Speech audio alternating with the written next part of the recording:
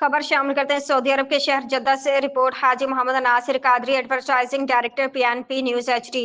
जद्दा में Pakistan investors forum के फरांट secretary और कबाबिश आर्ट्स कौंसिल के सदर अली खुर्शीद मलिक की जानिब से कम्युनिटी के सरकर्दा शख्सियात और इन्वेस्टर्स फोरम के अहदेदारान के एजाज में पुरतकल्लुफ़ अफ्तार डिनर का अहतमाम किया गया। तकरीब के मेहमान खुसूसी Pakistan federal union of journalists के सदर राना आजिम थे, जबकि कौंसलेट के अफसरान और मुख्तलिफ सियासी जमातों फॉर्म्स के जिम्मेदारान ने भी भरपूर शिरकत की।